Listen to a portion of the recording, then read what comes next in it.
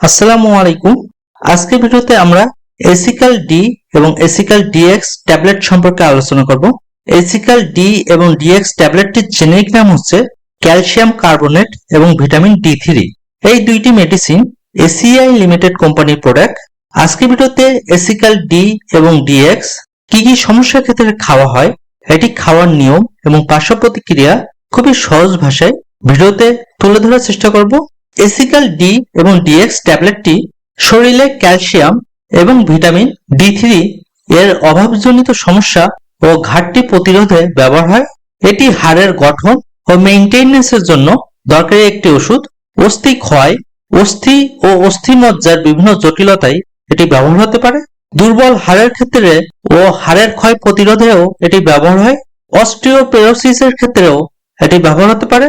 পেশিতে খিঁচুনি বা টান পড়ার সমস্যা, স্নায়বিক সমস্যা, হাত পা ঝিনঝিন করার মতো সমস্যায়ও এটি ব্যবহার হতে পারে।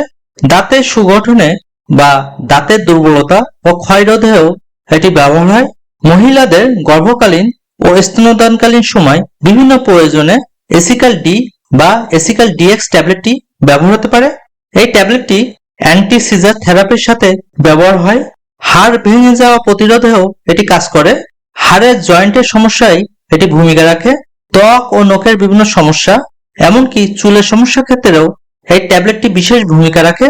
কিডনির বিভিন্ন সমস্যা, কোলন ক্যান্সার, উচ্চ রক্তচাপজনিত সমস্যা সহ আরো বিভিন্ন সমস্যায় এসিক্যাল ডি বা এসিক্যাল ডিএক্স ট্যাবলেটটি ব্যবহার হয়। এসিক্যাল ডি এবং ডিএক্স ট্যাবলেটটি একজন ডাক্তারের পরামর্শ নিয়ে খাওয়া উত্তম, কারণ ডাক্তার রোগীর সমস্যা সাপেক্ষে ডোজ সঠিকভাবে নির্ধারণ করতে পারে। গর্ভাবস্থা ও স্তন্যদানকালীন সময়ে এটি ব্যবহারের প্রয়োজন কিনা সেটি চিকিৎসকের পরামর্শ সাপেক্ষে ব্যবহার করা যেতে পারে। এই ট্যাবলেটটি রোগীর সমস্যা সাপেক্ষে ডোজ বিভিন্ন রকম হতে পারে, তবে প্রাথমিক মাত্রায় প্রাপ্ত বয়স্কদের ক্ষেত্রে একটি করে ট্যাবলেট দিনে 1 থেকে 2 বার করে খাওয়া যায়। বাচ্চাদের ক্ষেত্রে ডাক্তারের পরামর্শ সাপেক্ষে নির্ধারণ হবে, তবে 12 বছরের নিচে বাচ্চাদের জন্য এটি না খাওয়াই উত্তম। এসিক্যাল ডি বা ডিএক্স ট্যাবলেটটি খাওয়ার সাথে বা ভরা পেটে খাওয়া যেতে পারে।